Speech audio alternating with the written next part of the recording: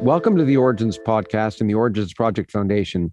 I'm your host here, Lawrence Krauss, and I want to introduce what may be a new continuing series, which is really goes back to one of our first guests and one of our most popular podcasts with none other than Noam Chomsky.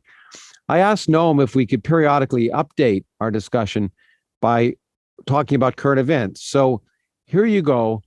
Current events with Noam Chomsky. Removal of troops from Afghanistan that on September 11th, 2021, that Biden's talking about, which at least the press is saying was done against the recommendations of military leaders.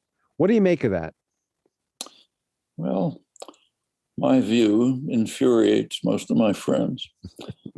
I think before undertaking precipitous withdrawal, we should take into account the opinion of Afghans. Wow. We invaded in 2001 against the strong opposition of the major Afghan resistance movements. They were bitterly opposed to the invasion. The leading figure, Abdul Haq, later killed, most respected, sharply condemned the Bush's invasion. He said it's going to kill plenty of Afghans. You're doing it without any concern for Afghans.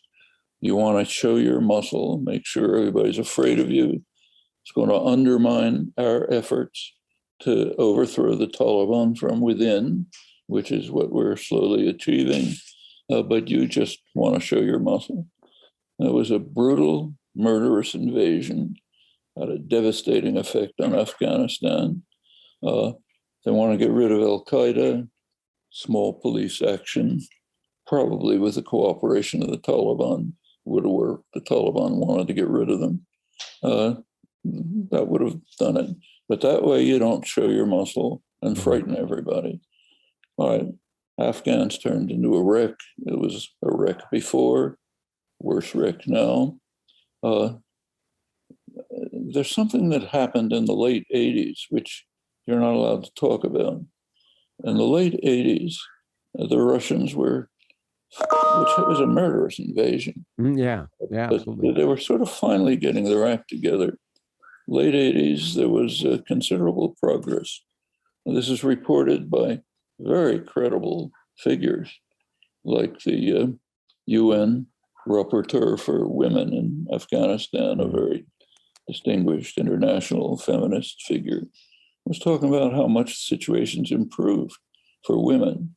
The main problem that young women were facing in Kabul was the US-backed Islamic terrorist fanatics who were throwing acid in their face when they wore the wrong clothes. Well, under tremendous US pressure, the Russians just pulled out. There was a fairly popular government, a Najibullah government, probably the most popular in the history of the country. It did manage to hold out for a couple of years under the Russians stopped any support. The US was continuing to support the jihadi maniacs who were tearing the place to shreds. And finally it fell apart. Jihadis took over. They were so murderous that when the Taliban came in, the population mostly welcomed it. Do we want to duplicate that experience? I think we should think a little instead of following formulas. I'm talking to the left too. It came in, smashed the place up, should never have invaded in the first place. It was obvious at once.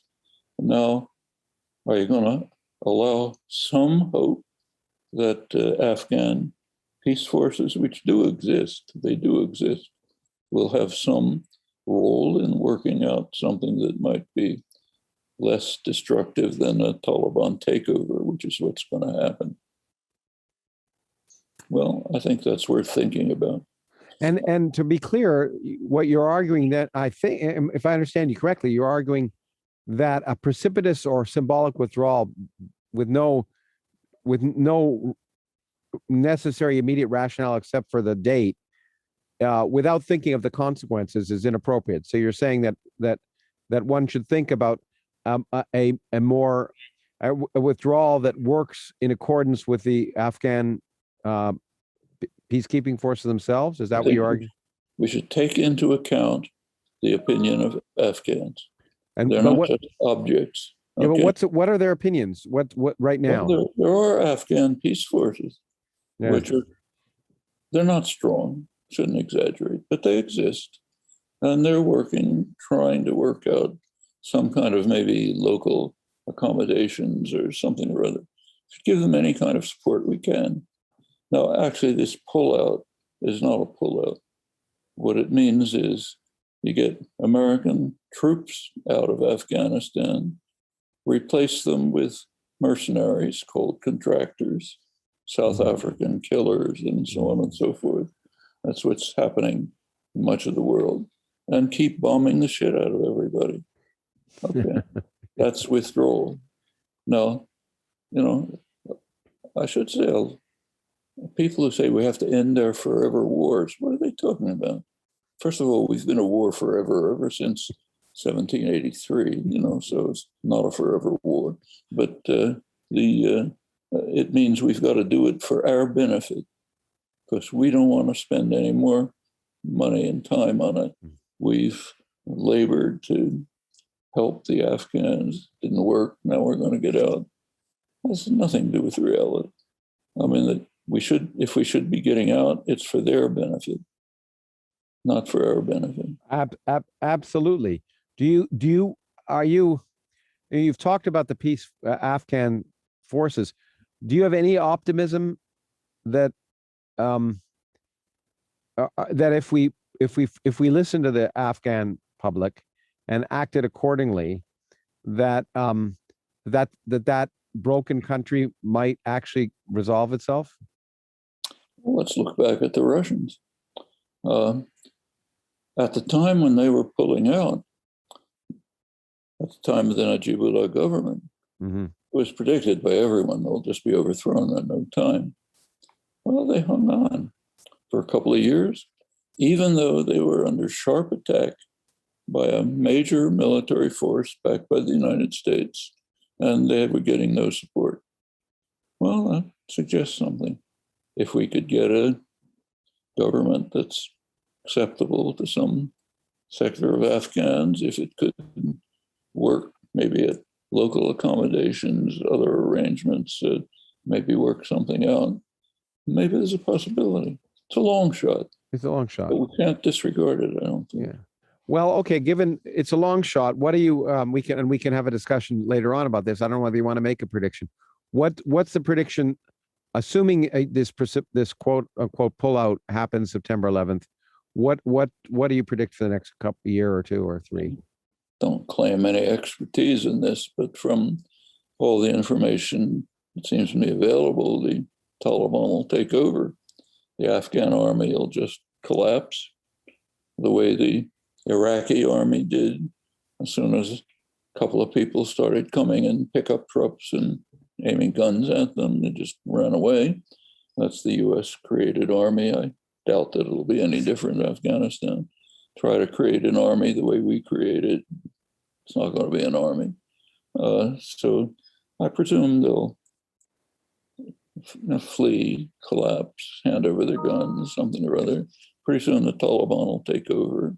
It's a pretty ugly regime. We've seen it. Do you think that, well, that's the other thing I was going to ask.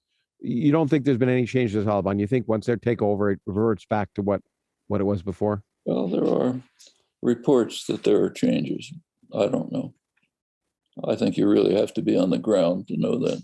Yeah. You know that the so-called expert analysts have mostly been totally wrong.